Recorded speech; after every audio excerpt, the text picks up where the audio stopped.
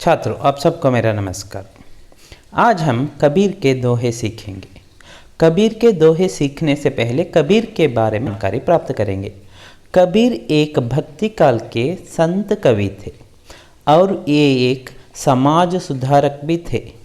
इनका जन्म एक हिंदू परिवार में हुआ और पालन पोषण एक मुसलमान परिवार में होने के कारण इन्होंने हिंदू और मुसलमान दोनों की एकता के लिए जीवन भर प्रयास किया है।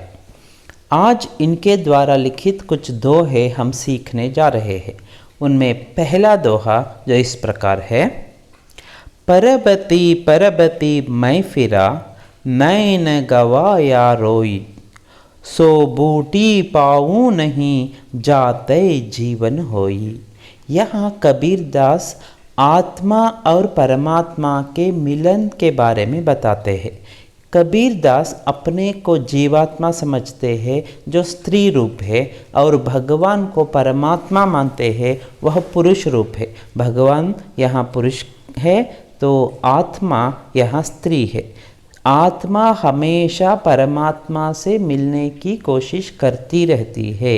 यहाँ जीवात्मा यानी कबीर हमेशा भगवान से मिलना चाहते हैं और भगवान इतनी आसानी से नहीं मिलते, तो उसके लिए उन्होंने क्या क्या किया, कितने कष्ट उठाए, ये सारी बातें वे इस दोहे में बताते हैं। भगवान को पाना इतना आसान नहीं है। ದೇವರನ್ನು ಪಡೆಯೋದು ಅಷ್ಟು ಸುಲಭ ಅಲ್ಲ. ಎಷ್ಟೊಂದು ಕಷ್ಟಗಳು ಬರುತ್ತೆ. ಅದರ ಬಗ್ಗೆ ಈ ದೋಹೆನಲ್ಲಿ ಕಬೀರದಾಸ್ ಹೇಳಿದ್ದಾರೆ. वे क्या बताते हैं? परबती परबती मैं फिरा, एक दृष्टांत के माध्यम से बताते हैं। मैं कई पर्वत पहाड़ों पर घूमा, ಎಷ್ಟೋ ಬೆಟ್ಟ ಗುಡ್ಡಗಳಲ್ಲಿ ನಾನು ಸುತ್ತಾಡಿದ್ದೀನಿ. नैन गवाया रोई, नैन गवाया, नैन का मतलब है नयन, आंखें। मेरी आंखें मैं खो चुकी हूँ क्योंकि रोते रोते मैं बहुत रोया हूँ। यहाँ जीवात्मा हो तो रोई हूँ। कबीर अपने को स्त्री मानते हैं। स्त्री, जीवात्मा स्त्री का प्रतीक है, इसलिए रोने के कारण मेरी आंखें चली गई है, मेरी दृष्टि नाश हो गई है। फिर भी सो बूटी पाऊ नहीं, जो बूटी, जो जड़ी बूटी ಅಂದರೆ ಯಾವ ಗಿಡಮೂಲಿಕೆ ಇದೆ ಆ ಗಿಡಮೂಲಿಕೆ ಸಿಕ್ಕಿದ್ರೆ ನಮ್ಮ ಏನು ಸತ್ತಿರೋರು ಮತ್ತೆ ಬದುಕ್ತಾರೆ ಅಂತ ಹೇಳ್ತಾರಲ್ಲ, ಬದುಕಿಸುವಂತಹ ಶಕ್ತಿ ಆ ಸಂಜೀವಿನಲ್ಲಿ ಇದೆ ಅಂತ ಹೇಳ್ತಾರೆ। रामायण की एक कथा आपको पता है, जब लक्ष्मण मूर्छित हो गए थे, उन्हें फिर से जिंदा करने के लिए संजीवनी बूटी का प्रयोग किया गया था और फिर से वे जीवित हो उठे थे। यहाँ कबीरदास कहते हैं, मैं कई जगह पर ढूंढ रहा हूँ, यहाँ वहाँ इधर उधर हर जगह मैं ढूंढ रहा हूँ। ढूंढते ढूंढते देखते देखते मेरी आंखें चली गई। तुम्हें देखने की इच्छा के कारण दिन रात मैं रो रहा था, इसलिए मेरी आंखों की ज्योति ही चली गई। फिर भी मैं तुम्हें नहीं ढूंढ पाया, सो बूटी पाऊ नहीं, वह जड़ी बूटी मुझे नहीं मिली, जाते जीवन होई, जिससे मेरा जीवन हो। सो बूटी पाऊ नहीं, जाते जीवन होई, जिससे मेरा जीवन बन जाए, ऐसी जड़ी बूटी मुझे नहीं मिली। इसका अर्थ तुम मुझे नहीं मिले। हर जगह मैंने ढूंढा लेकिन तुम नहीं मिले। बहुत सारे पेड़ पौधे मुझे मिले लेकिन संजीवनी के समान तुम हो, जीवन प्रदान करने वाले हो, तुम मुझे प्राप्त नहीं हुए, इसलिए मैं अभी दुखी हूँ। हे भगवान, तुम्हें पाने का रास्ता कौन सा है वह बताओ। भक्ति मार्ग से या ज्ञान मार्ग से मैं कैसे तुम्हें पा सकता हूँ, उसे बताओ। मुझे आज तक पता ही नहीं चला कि तुम्हें किस मार्ग से अपनाया जा सकता है। ದೇವರನ್ನು ಪಡೆಯುವ ಯಾವ ಮಾರ್ಗದಿಂದ ನಾನು ನಿನ್ನನ್ನು ಪಡಿಬಹುದು. ಹೇ ದೇವರೇ, ನಿನ್ನನ್ನು ಪಡೆಯೋ ಮಾರ್ಗ ಯಾವುದು ಅದನ್ನು ಹೇಳು. ನಾನು ನೂರಾರು ಮಾರ್ಗಗಳನ್ನು ಪ್ರಯತ್ನ ಮಾಡಿದ್ದೀನಿ, ಲೇಕಿನ್ मुझे सफलता नहीं मिली है. भगवान को पाने के लिए ज्ञान की आवश्यकता है. बिना ज्ञान के हम भगवान को पा नहीं सकते. यह संदेश हमें इस दोहे के माध्यम से मिलता है. ಅಂದರೆ ಜ್ಞಾನ ಬೇಕು. ದೇವರನ್ನು ಪಡಿಬೇಕಾದ್ರೆ ಏನನ್ನು ಮಾಡಬೇಕು ಅನ್ನೋ ಜ್ಞಾನ ಇದ್ರೆ ಮಾತ್ರ ನಾವು ದೇವರನ್ನು ಕಾಣೋದಕ್ಕೆ ಸಾಧ್ಯ. इसीलिए वे ज्ञान मार्गी कवि थे. कबीरदास एक ज्ञान मार्ग, ज्ञान को महत्व देते थे. अगर हम में ज्ञान है तो हमें पता चलता है कि भगवान हमारे अंदर ही है, उसे कहीं ढूंढने की ज़रूरत नहीं है, बाहर कहीं नहीं है. भगवान जो भगवान हमारे अंदर है उसे बाहर ढूंढने की, पर्वतों पहाड़ों पर ढूंढने की क्या ज़रूरत है. मंदिरों में, मस्जिदों में, गिरजाघरों में ढूंढने की क्या आवश्यकता है. भगवान को हमारे अंदर ही वास करता है. इस प्रकार आत्मा और परमात्मा के बीच में जो बाधाएं आती है उसके बारे में कबीर दास ने इस दोहे में बताया है. अब दूसरा दोहा. कबीर यह घर प्रेम का, खाला का घर नाही. शीस उतारे हाथ सो, तब बैठे घर माही. यहाँ कबीर दास भगवान को पाने के लिए क्या करने की ज़रूरत है, सबसे पहले हमें क्या छोड़ना चाहिए उसके बारे में बताते हैं. जो व्यक्ति घमंडी होता है, अहंकारी होता है, वह कभी भगवान को पा नहीं सकता. इसीलिए वे कहते हैं भगवान के घर में अगर तुम प्रवेश करना चाहते हो तो प्रवेश करने से पहले तुम्हें कुछ बातें याद रखनी है. क्या क्या हमें याद रखने की ज़रूरत है. कबीर कहते हैं यह घर प्रेम का घर है. भगवान का घर प्रेम का घर होता है. कोई खाला का घर नहीं. ಖಾಲಾ, ಮೌಸಿ, ಅತ್ತೆ, ನಿಮ್ಮನ್ನ ಅತ್ತೆ ಮನೆ ಅಲ್ಲ. ಇಷ್ಟ ಬಂದಾಗ ನಾನು ಹೋಗ್ತೀನಿ, ಯಾವ ಥರ ಬೇಕಾದ್ರೂ ಹೋಗ್ತೀನಿ, ಅಹಂಕಾರ ತೋರಿಸ್ಕೊಂಡಾದ್ರೂ ಹೋಗ್ತೀನಿ. ಅತ್ತೆ ಹೋದರೂ ಬೇಸರ ಮಾಡ್ಕೊಳ್ಳೋದಿಲ್ಲ, ಒಳಗೆ ಕರ್ಕೊಂಡು ನಿಮಗೆ ಆತಿಥ್ಯ ಮಾಡ್ತಾರೆ ಅನ್ನೋದಕ್ಕೆ ಯಹ ತುಮ್ಹಾರಿ ಮೌಸಿ ಕಾ ಘರ್ ನಹೀ ಹೈ, यह प्रेम का घर है. प्रेम के घर में प्रवेश करने से पहले कुछ बातें तुम्हें समझने की ज़रूरत है. कबीर यह घर प्रेम का, खाला का घर नहीं है. मौसी का घर समझकर तुम जब चाहे तब जा नहीं सकते. यहाँ जाने से पहले तुझ में कुछ तैयारी की ज़रूरत है. कुछ बातें सीखनी है, कुछ छोड़ना पड़ता है. क्या करना पड़ता है, कैसी तैयारी चाहिए मुझे भगवान के उस प्रेम के घर में प्रवेश पाने से पहले. शीस उतारे हाथ सो. कबीर कहते हैं तुम्हें अपना सिर उतार कर अंदर जाना पड़ता है. सिर उतारने का मतलब क्या है, सिर झुकाना. सिर झुकाने का मतलब अपने अहंकार को त्यागना. तुम अपने अहंकार को, अपने घमंड को पहले छोड़ दो, बाद में तुम्हें उस प्रेम के घर में प्रवेश मिलेगा. क्योंकि भगवान का घर मौसी का घर नहीं है. शीस को, अपने सिर को उतार कर हाथ में ले लो. इसका मतलब है पूरी तरह से तुम शरण में जाओ. भगवान के शरण में, भगवान की शरण में जब तुम जाओगे तब बैठे घर माही. जब तुम अपने अहंकार को त्याग कर संपूर्ण शरणागति मांगते हो तब बैठे घर माही, बैठे प्रवेश करना, प्रवेश कर सकते हो घर माही. उस भगवान के प्रेम के घर में तब तुम्हें प्रवेश मिलेगा. जब तक तुम अपने अहंकार को छोड़ते नहीं, त्यागते नहीं, तब तक तुम्हें भगवान के प्रेम के घर में प्रवेश नहीं मिलेगा. तो यहाँ कबीरदास भगवान को पाने के लिए सबसे ज़रूरी है हम अपने अहम को त्याग दें, तभी हमें भगवान प्राप्त हो सकता है. अब तीसरा दोहा. प्रेम न बारी उपजय, प्रेम न हाट बिकाई. राजा परजा जिहि रुचे, शीस देई लई जाई। यहाँ प्रेम के महत्व के बारे में बताते हैं। कबीरदास कहते हैं प्रेम का इतना महत्व है कि वह किसी एक के वश में नहीं है। प्रेम को जो भी चाहता है, प्राप्त करना चाहता है, वह उसे प्राप्त कर सकता है। प्रेम को कोई भी पा सकता है, लेकिन एक शर्त है। वे कहते हैं प्रेम ना बारी उपजै। प्रेम किसी वाटिका में उपजने वाली, उगने वाली चीज़ नहीं है। किसी वाटिका, बगीचे में प्रेम ಉಗ್ತಾ नहीं है। ಯಾವುದೋ ಒಂದು ಗಾರ್ಡನಲ್ಲಿ ಅದು ಬೆಳೆಯುವಂತಹ ವಸ್ತು ಅಲ್ಲ. ಅಯ್ಯೋ ಬೆಳೆದಿದೆ, ಹೋಗಿ ಕಿತ್ಕೊಂಡು ಬರ್ತೀನಿ ಪ್ರೀತಿಯನ್ನು ಅನ್ನೋದಕ್ಕೆ ಆಗೋದಿಲ್ಲ. प्रेम का महत्व बताते हुए कबीर कहते हैं प्रेम ना बारी उपजई, यह किसी बगीचे में उगता नहीं है। प्रेम ना हाट बिकाए, हाँ बगीचे में नहीं मिला तो मैं बाज़ार जाकर उस प्रेम को खरीद कर आऊँगा, ऐसा भी आप नहीं कर सकते। क्योंकि किसी भी बाज़ार में आपको चीज़ें मिलेंगी, लेकिन प्रेम नहीं मिलता। ಪ್ರೇಮ್ ಬಿಕ್ಕನೆ ವಾಲಿ ಚೀಸ್ ನಹೀ ಹೇ. ಮಾರುವಂತಹ ವಸ್ತು ಅದಲ್ಲ, ಬೆಳೆಯುವಂತಹ ವಸ್ತುವ ಪ್ರೀತಿ ಅಲ್ಲ, ಮಾರುವ ವಸ್ತುನೂ ಅದಲ್ಲ.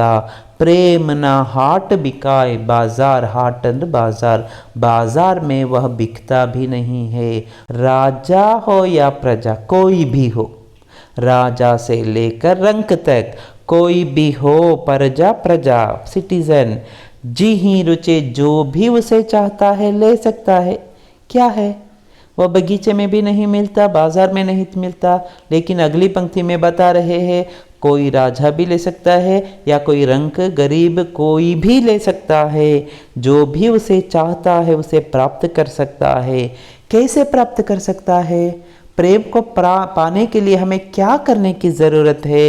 शीस दई ले जाए।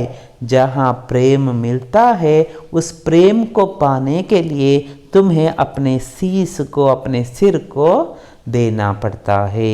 शीस देने का मतलब वही क्या है? अपने अहंकार को छोड़ना पड़ता है। जब तक तुझ में अहंकार है तब तक तुम्हें प्रेम नहीं मिलता। जब तक प्रेम प्राप्त नहीं होता तब तक भगवान तुम्हें प्राप्त नहीं होता। भगवान को पाने का एक मार्ग है, वह प्रेम मार्ग। प्रेम को पाने के लिए पहले तुम्हें अपने घमंड को, अपने अहम को, ईगो को दूर करना है, तभी तुम प्रेम को प्राप्त करोगे। जब प्रेम मिलता है तब भगवान को आराम से तुम प्राप्त कर सकते हो, क्योंकि प्रेम के घर में ही भगवान वास करता है। जहाँ प्रेम है वहाँ भगवान है। जहाँ अहंकार है, अहम है, घमंड है, वहाँ कभी भगवान प्रवेश नहीं करता। तो इस प्रकार इस दोहे में प्रेम के महत्व के बारे में और उस प्रेम को हम कैसे पा सकते हैं उसके बारे में कबीरदास बताते हैं। अगला दोहा, सतगंठी कौपीन दे साधु ना मानै संक, राम अमली माता रहे गिनय इंद्र कौरंक। यहाँ साधु के गुण के बारे में बताते हैं। साधु की एक विशेषता होती है, वह किसी की ओर ज़्यादा महत्व नहीं देता, किसी को ज़्यादा महत्व नहीं देता, क्योंकि उसके वो सांसारिक जो चीज़ें होती है उसका उस साधु के जीवन में कोई महत्व नहीं है। ಪ್ರಾಪಂಚಿಕ ವಸ್ತುಗಳಿಗೆ ಅವನಿಗೆ ಗಮನವೇ ಇರೋದಿಲ್ಲ. ಅದು ಎಷ್ಟೇ ಮುತ್ತು ರತ್ನ वज्र वैढूर्यಗಳು ಏನಾದರೂ ಆಗಿರಬಹುದು, लेकिन उसके जीवन में कुछ भी महत्व नहीं है, क्योंकि साधु सब कुछ छोड़कर जाने के बाद ही वो साधु बनता है। सब कुछ साधु बनने से पहले सांसारिक चीज़ों को पहले त्यागना पड़ता है। ಪ್ರಾಪಂಚಿಕ ಸುಖ ಸಂಪತ್ತಿಗಳನ್ನೇನಿದೆ ಅದೆಲ್ಲವನ್ನು ಬಿಡಬೇಕಾಗುತ್ತೆ, ಆಗ ಮಾತ್ರ ಅವನು ಸಾಧು ಆಗೋದಕ್ಕೆ ಸಾಧ್ಯ। इस प्रकार जो साधु बनता है, साधु बनने के बाद उसे किसी चीज़ की कामना नहीं होती, इच्छा नहीं होती, क्योंकि वह हमेशा भगवान के इहलोक के बारे में नहीं, वह परलोक के बारे में सोचता है, भगवान को पाने के बारे में सोचता है, मोक्ष प्राप्त करने के बारे में सोचता है तो ऐसा आदमी प्रापंचिक सुखों के पीछे कभी नहीं जाता।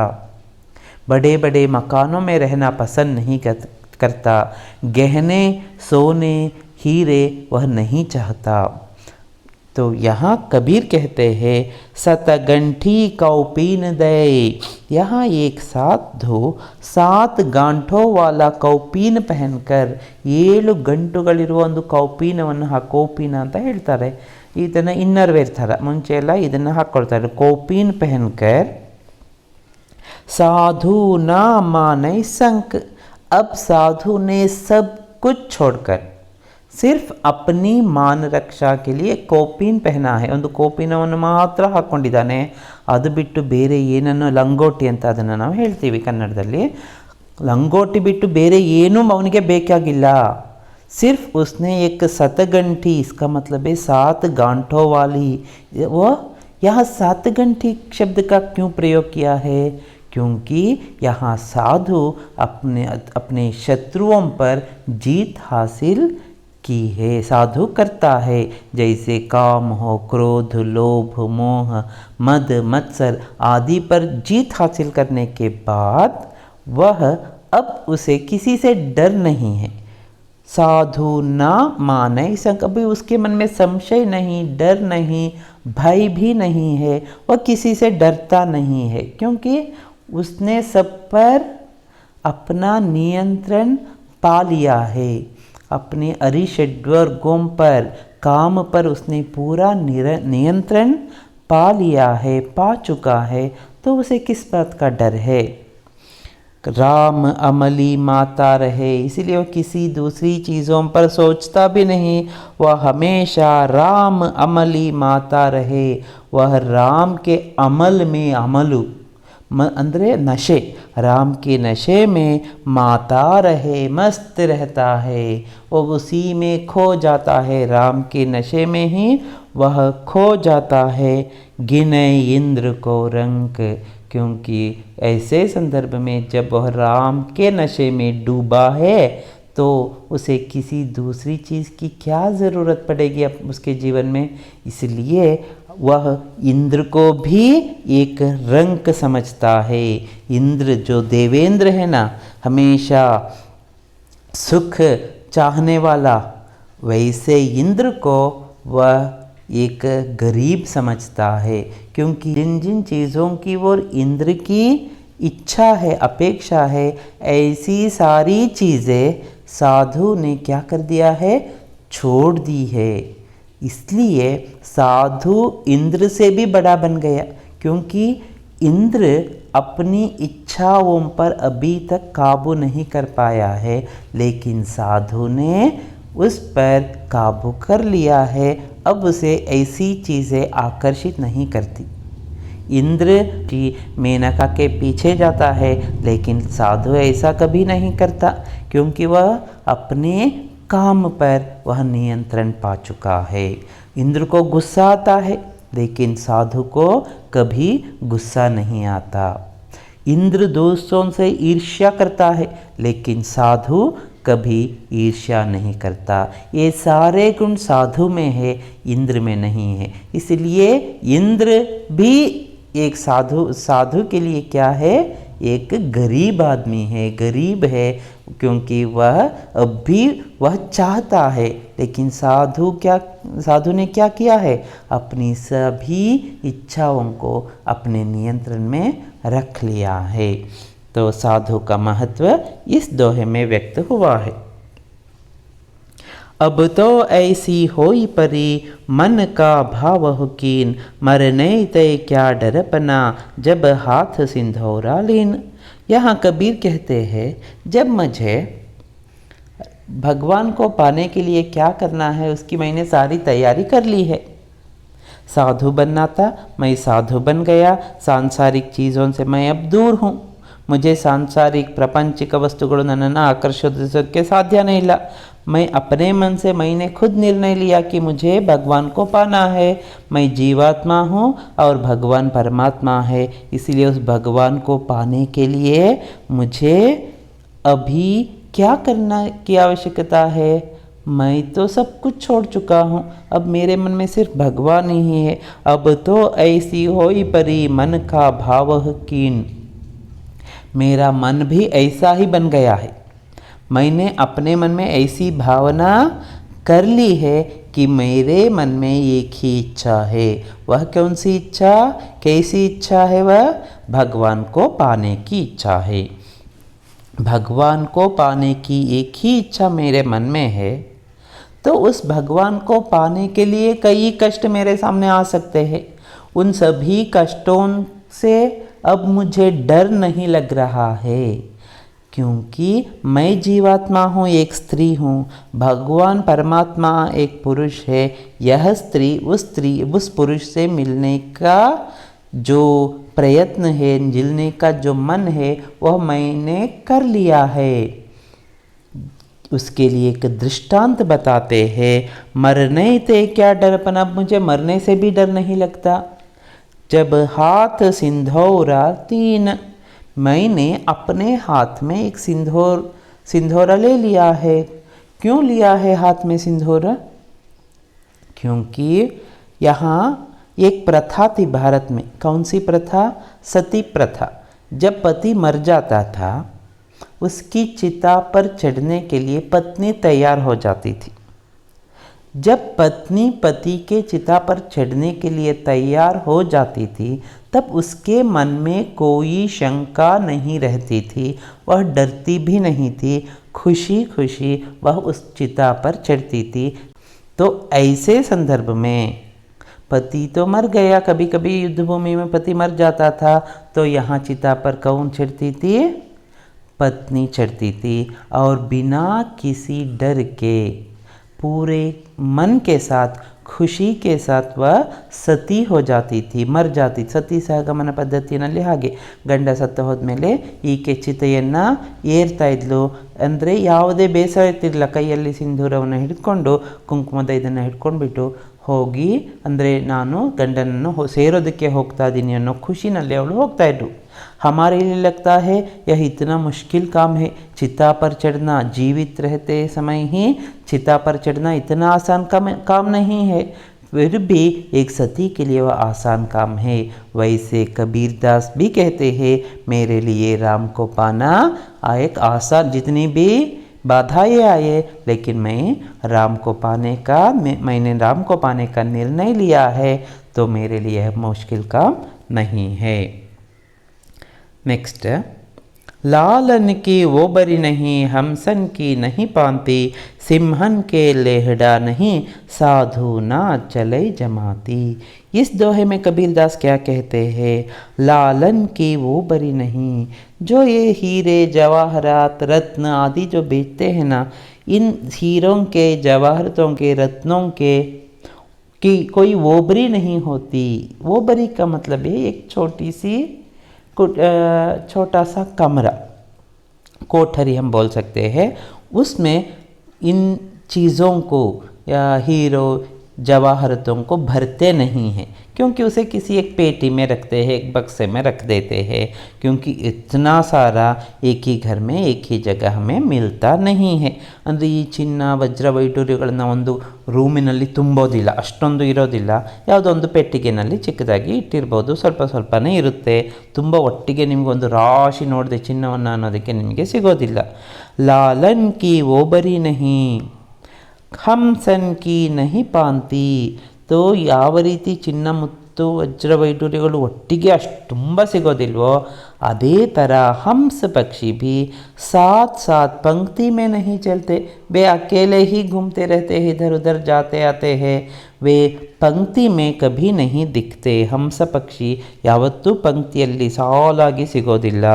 सिंहन के लेहड़ा नहीं, उसी प्रकार सिंह शेर भी झुंडों में नहीं घूमते.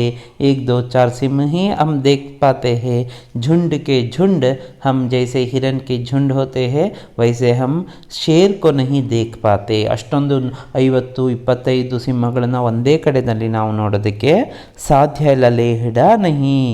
तो वैसे ही साधु ना चले जमाती, जिस प्रकार हीरे जवाहरात एक ही जगह बहुत नहीं होते, हंस पंक्ति में नहीं चलते और सिंह की झुंड नहीं होते, वैसे साधु भी जाते समय बाकी साधुओं के साथ नहीं जाता, वह अकेले ही जाता है। वह अकेले में ही साधना करता है, वह सबके साथ मिलकर नहीं रहता, नहीं जाता, क्योंकि साधु एकाग्रता के साथ अकेले में बैठकर, एकांत में बैठकर ही साधना करता है। अगर आपको भी जीवन में कुछ साधना करनी है तो अकेले बैठकर ही करने की आवश्यकता है। अगर आप कहें मैं सबके साथ कहीं किसी बाज़ार में बैठकर पढ़ाई करूँगा, क्या हो सकता है? ध्यान लगाऊँगा, मौन व्रत रखूँगा, नहीं होगा। अगर आपको कुछ साधना करनी है तो एकांत में ही करने की आवश्यकता है। यहाँ साधु के गुण के बारे में कबीर दास बताते हैं, उसी गुण को हम भी अपना सकते हैं। अगला दोहा, सारा सूरा बहु मिले घायल मिले न कोई, घायल को घायल मिले तो राम भगति दृढ़ होई। यहाँ कबीर कहते हैं इस दुनिया में बहुत सारे लोग हैं, इस दुनिया में, इस सांसारिक दुनिया में बहुत सारे लोग हैं। इसमें अच्छे लोग भी हैं, बुरे लोग भी हैं। सारा सूरा बहुत सारे लोग हमें मिलते हैं, उसमें अच्छे भी होते हैं, बुरे भी होते हैं, हमारी मदद भी करते हैं, हमें तंग भी करते हैं, हमसे ईर्ष्या भी करते हैं, हमसे द्वेष भी करते हैं, प्रेम भी करते हैं। ऐसे बहुत सारे कई तरह के लोग हमें मिलते हैं। लेकिन कबीर कहते हैं मुझे परमात्मा से मिलना है।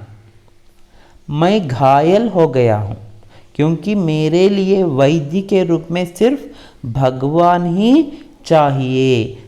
ನಾನು ಈಗ ಗಾಯಗೊಂಡಿದ್ದೀನಿ, ನನ್ನ ಈ ನೋವಿಗೆ, ಈ ನನ್ನ ರೋಗದಕ್ಕೆ ಔಷಧಿಯನ್ನು ಕೊಡೋದು, ಮದ್ದು ಕೊಡೋದು ಯಾರು? ಆ ದೇವರು ಮಾತ್ರ। ಘಾಯಿಲ್ ಮಿಲೆ ನಾಕೋ, ಇಸ್ಲಿಯೇ ನಾನು ದೇವರನ್ನು ನೋಡಬೇಕಾದ್ರೆ ನನಗೆ ನನ್ನಂತಹ ವ್ಯಕ್ತಿಗಳೇ ನನ್ನ ಜೊತೆಗೆ ಬೇಕು, ಬೇರೆ ಯಾರು ನನಗೆ ಬೇಕಾಗಿಲ್ಲ। घायल मिले न कोई, भगवान को पाने के लिए तड़पने वाला कोई नहीं मिल रहा है।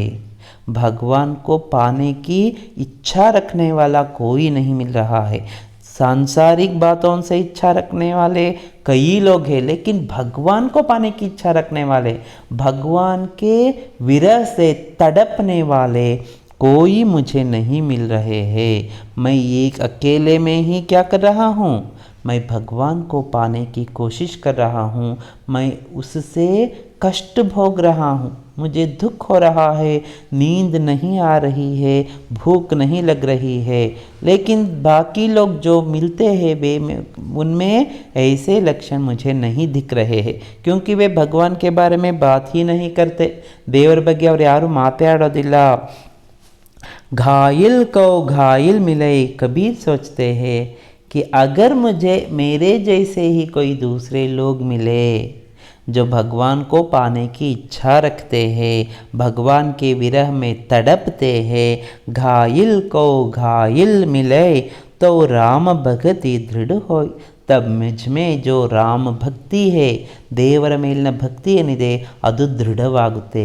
ಯಾಕಂದರೆ ಬೇರೆ ಯಾರೂ ರಾಮ ಭಕ್ತಿ ಬಗ್ಗೆ ಮಾತಾಡ್ತಾ ಇಲ್ಲ, ನಾನೊಬ್ಬ ಮಾತಾಡ್ತಾ ಇದ್ದೀನಿ। ಆವಾಗ ನನಗೆ ಅನುಮಾನ ಬರುತ್ತೆ, ಅಯ್ಯೋ ಅವರೆಲ್ಲ ಮಾಡ್ತಿರೋದೇ ಸರಿ ಇರ್ಬೋದಾ, ನಾನೇ ಸರಿ ಇಲ್ವಾ ಅಲ್ವಂತ। ಆದರೆ ನನಗೆ ರಾಮನ ಮೇಲೆ ಭಕ್ತಿ ಇರೋ ಇನ್ನೂ ಜನ ಬೇರೆಯವರು ಸಿಕ್ಕಿದರೆ तब जो भक्ति मुझ में है वह दृढ़ हो जाती है। राम पर जो भक्ति मुझे है वह दृढ़ होने के लिए मुझे और भी मेरे जैसे घायल लोगों की आवश्यकता है। ಅಂದರೆ ದೇವರಿಗಾಗಿ ಪರಿತಪಿಸುವ ಜನರು ನನಗೆ ಬೇಕೇ ಹೊರತು ಪ್ರಾಪಂಚಿಕ ಸುಖವನ್ನು ಬಯಸುವಂತಹ ಜನರು ನನಗೆ ಬೇಡ। इस प्रकार कबीरदास इस दोहे में बताते हैं। अगला दोहा, हम घर जाला आपना लिए मुरादा हाथी, अब घर जाली तास का जो चले हमारे साथ। यहाँ कबीर कहते हैं भगवान को पाने के मार्ग में मैं जा रहा हूँ, भगवान को पाने के लिए ज्ञान मार्ग की आवश्यकता है। अब मुझ में ज्ञान आ गया है कि भगवान को कैसे पाया जा सकता है, ದೇವರನ್ನು ಹೇಗೆ ಪಡೆಯೋದು ಅನ್ನೋದು ನನಗೆ ಈಗ ಗೊತ್ತಾಗ್ತಾ ಇದೆ। इसीलिए वह मशाल मेरे हाथ में है, वह ज्ञान की ज्योति मेरे हाथ में है। उस मुरादे को पकड़कर मैं जा रहा हूँ भगवान को पाने के लिए। इसे पाने के लिए मैंने क्या किया अपने जीवन में? हम घर जाला अपना, अपने घर को जला डाला। घर जला डालने का, घर को जलाने का मतलब क्या है? इस संसार की सभी सुख सुविधाओं को पूरी तरह से छोड़ देना। ಪ್ರಪಂಚದ ಸುಖ ಸೌಲಭ್ಯಗಳನ್ನೆಲ್ಲ ಬಿಟ್ಟುಬಿಡಬೇಕು, ಪರಿವಾರವನ್ನು ಬಿಡಬೇಕು, ಎಲ್ಲವನ್ನೂ ಬಿಟ್ಟರೆ ಮಾತ್ರ ನಾವು ದೇವರನ್ನು ಪಡೆಯೋದಕ್ಕೆ ಸಾಧ್ಯ ಇದೆ। ಪ್ರಪಂಚದ ಕಡೆಗೆ ಆಸೆ ಇತ್ತು ಅಂದರೆ ನಾವು ದೇವರನ್ನು ಪಡೆಯೋದಕ್ಕೆ ಸಾಧ್ಯ ಇಲ್ಲ। हम घर, इसलिए मैंने अपने घर को, अपने परिवार को पूरी तरह से जला डाला। अब मुझे इस दुनिया में कोई आकर्षण नहीं है। मेरा पूरा आकर्षण उस भगवान से है, उस राम से है। अब उस ज्ञान को मेरे हाथ में रखकर मैं जा रहा हूँ। मुझे भगवान तक जाने का मार्ग पता चल गया है। अब घर जाली तास का जो चले हमारे साथ। अगर कोई मेरी तरह भगवान को पाना चाहता है अपने जीवन में, तो मैं उसके घर को भी जलाना चाहता हूँ। उसे भी क्या करने की आवश्यकता है? अपने पास प्रापंचिक सुखों को छोड़ने की आवश्यकता है, घर बार छोड़ने की आवश्यकता है, संसार के सभी सुखों को त्यागने की आवश्यकता है। मैं वैसा काम करने के लिए तैयार हूँ। मैं वैसे उसके घर को, उसके परिवार को, उसके सभी सुख को जला डालूँगा, क्योंकि इस प्रापंचिक सुख शाश्वत नहीं है। जो भी मेरे साथ, जो चले हमारे साथ, जो मेरे साथ चलने के लिए तैयार होते हैं, भगवान को पाना चाहते हैं, मैं उन्हें रास्ता दिखाने के लिए, ज्ञान मार्ग को दिखाने के लिए तैयार हूँ। इस प्रकार भगवान को पाने के लिए हमें क्या करने की आवश्यकता है, उसके बारे में कबीरदास इस दोहे में बताते हैं। अगला दोहा, ना कुछ किया ना करी हैंगे, ना करने जोग शरीर, जो कुछ किया सो हरि किया, भया कबीर कबीर। ना, कबीर कहते हैं हमारे हाथ में कुछ भी नहीं है।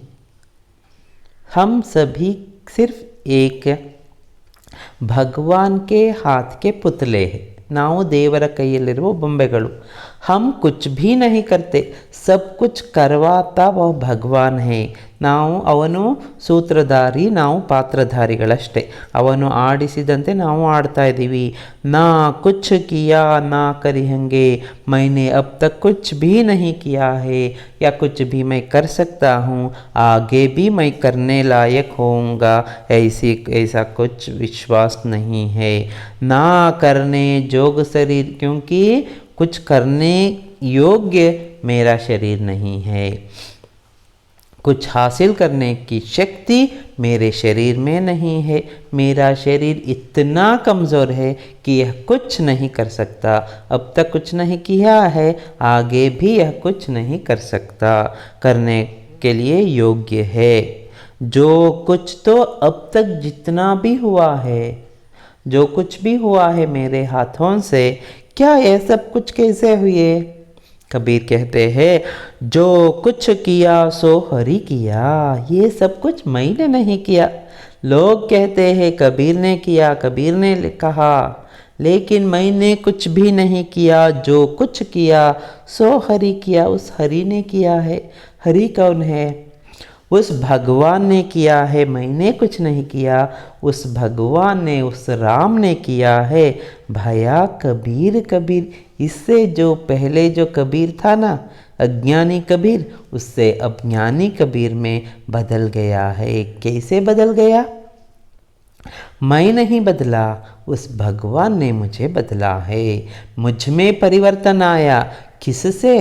मेरे कारण से नहीं, उस भगवान के कारण से, उस भगवान की, उस राम की कृपा दृष्टि मुझ पर हुई, इसलिए मुझ में परिवर्तन आया।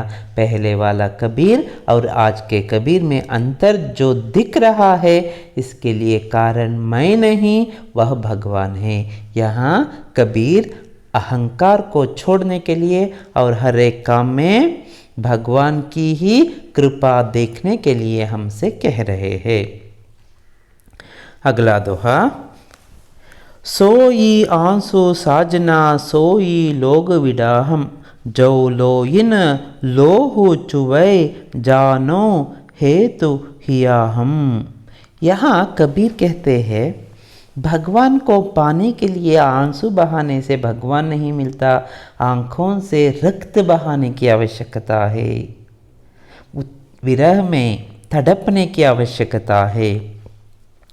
वे आंसू तो हर कोई बहा सकता है, लेकिन रक्त बहाने वाले लोग बहुत कम मिलते हैं।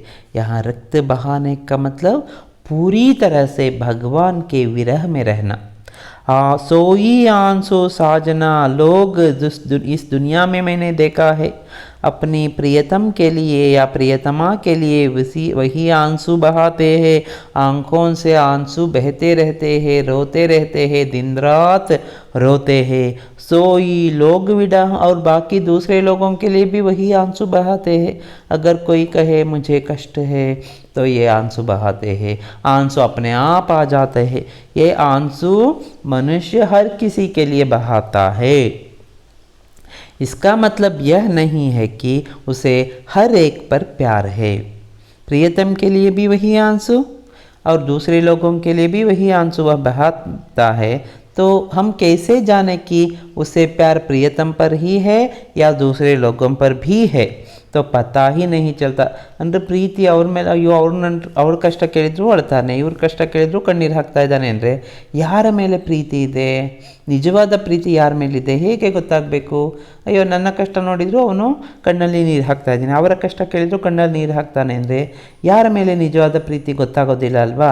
तो इसलिए कबीर कहते हैं जो लोइन लोहु चुवै जानो हो तो हिया हम। जिसकी आँखों से आंसू की जगह रक्त बहता है, लहू बहता है, तब मैं समझता हूँ कि उसके हृदय से यह विरह या यह आंसू निकल रहे हैं। तो आंसू के रूप में क्या बहने की ज़रूरत है? क्या बहना चाहिए? रक्त। रक्त बहने का मतलब पूरी तरह से विरह में तड़पना। किसको पाने के लिए? उस भगवान को पाने के लिए। हृदय में वह भगवान वास करता है। इस प्रकार कबीरदास इन दोहों में कई विषयों से संबंधित जानकारी हमें देते हैं और इन गुणों को हम अपने जीवन में अपना सकते हैं। सुनने के लिए आप सबको धन्यवाद।